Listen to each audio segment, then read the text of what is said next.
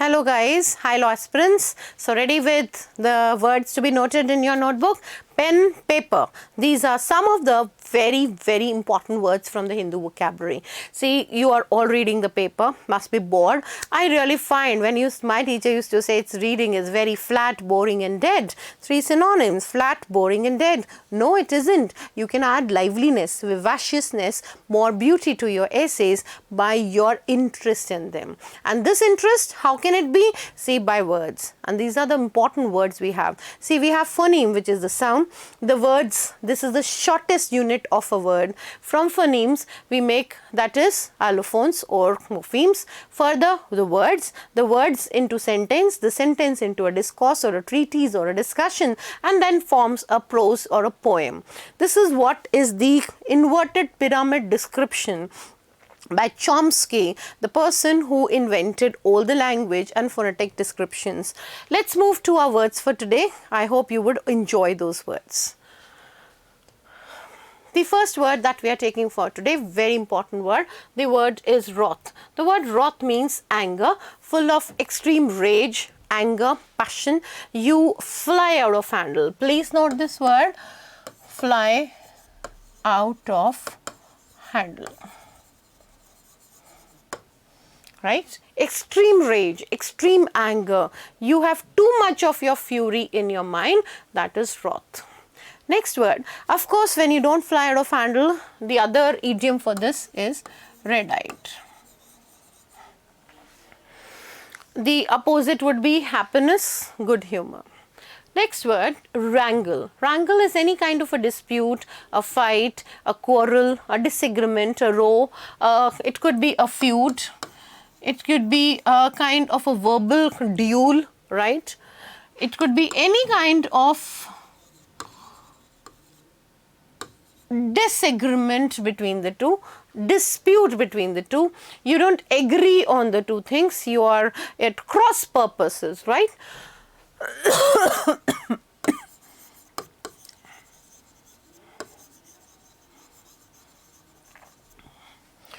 And when you consent with somebody, please see the word agreement, consent.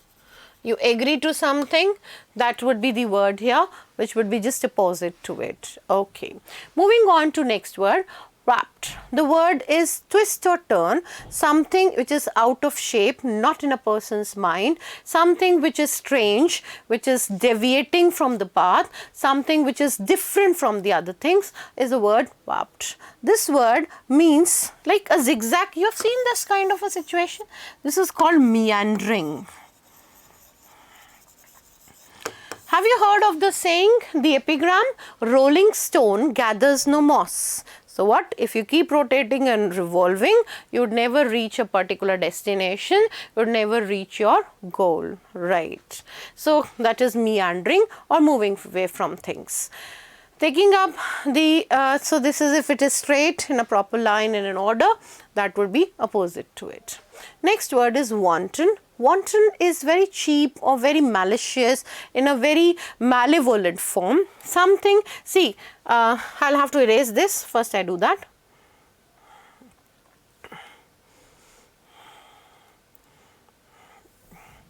Something which is, see, ben is meaning good and mal is meaning bad.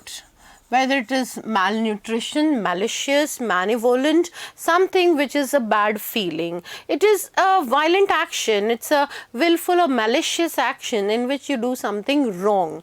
That is wanton. The opposite would be justifiable, right, something which is not lacking in the right scenario. Moving on to next word, that is versatile. Shakespeare's character are versatile. Versatile means of various kinds, different kinds. So they are able to adapt or adjust themselves as per the situation, adaptable, flexible, all round, multifaceted, multi-talented. See the root, multi, many. Right? They are people who are very having, loaded with things. Too many good qualities those people have.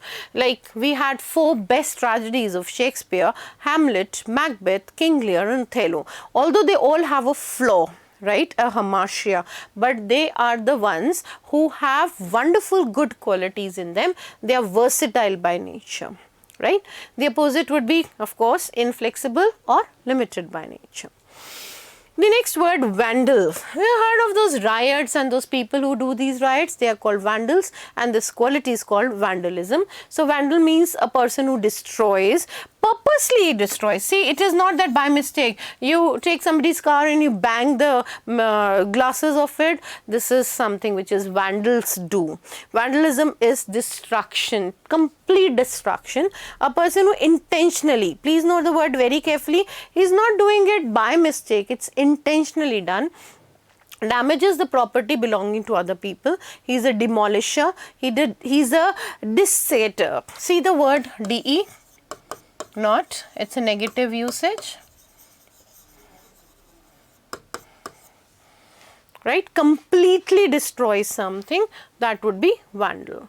The opposite would be one who conserves, one who preserves, one who protects. See, the people who are in authority, in power, the governor, the president, they all conserve and protect the Constitution of India. They are the representatives of the state and the central. Why? Because they are bound by their duty to protect the Constitution of India. So these are the people who destroy, and they are controlled and preserved. The rights of the Indians are preserved by these authorities. Next word,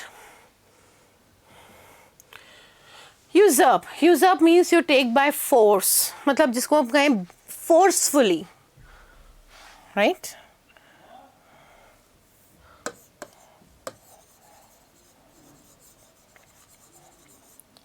See the word vehemently. To take use of something without right, something which is appropriate, arrogate, commander, you receive something, you inherit something, you accept something, you get something. So, you usurp something. You've heard of Muhammad bin Tughlaq, the wisest fool of India in the 14th century. He usurped his father's throne. History is full of examples where people have usurped the throne, more often used with throne. Even Aurangzeb did the same.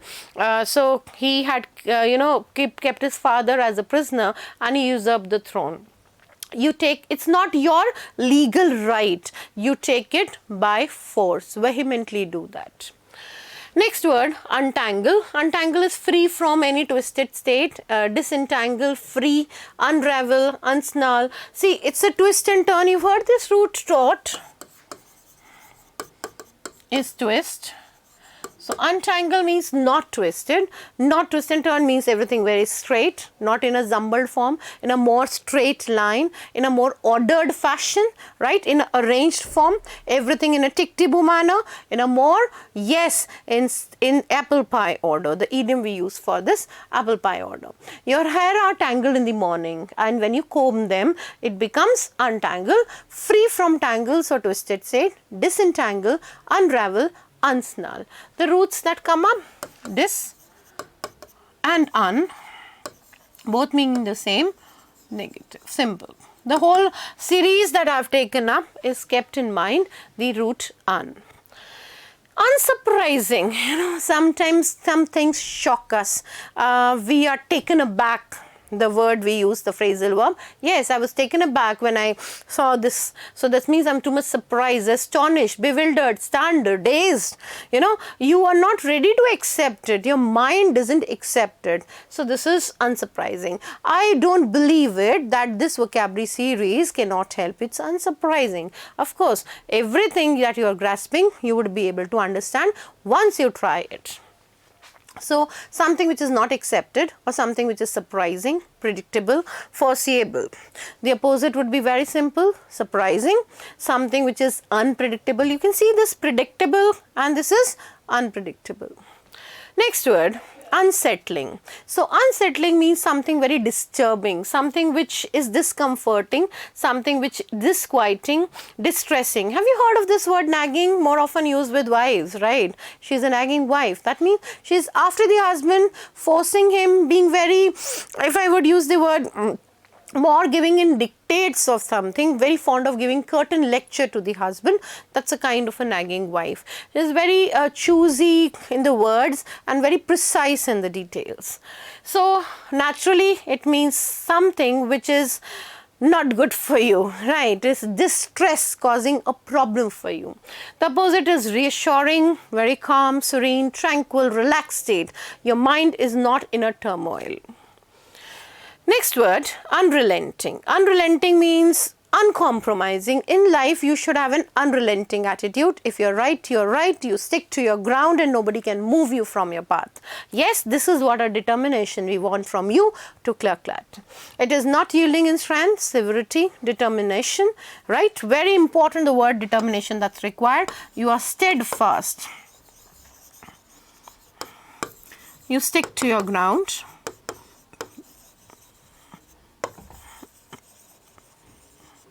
Right? Means if you are determined, can you think anybody can stop you from reaching your goal? No one, not at all.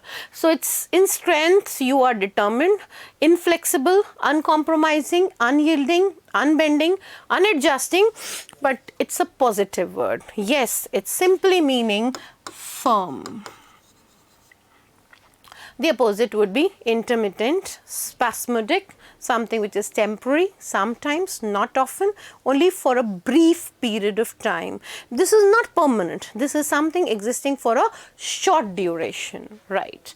The next word, that is unlearn. Unlearn means you discard that thing, you remove that thing, you know, give up that thing. If you would use abstain from it, discard something learned, especially a bad habit or false and outdated information from one's memory. Disremember means discard or evil thoughts from your mind. You know, abstain from bad habits, keep away from things. This is something which is there and you just remove it from yours, right? So this is discarding simply.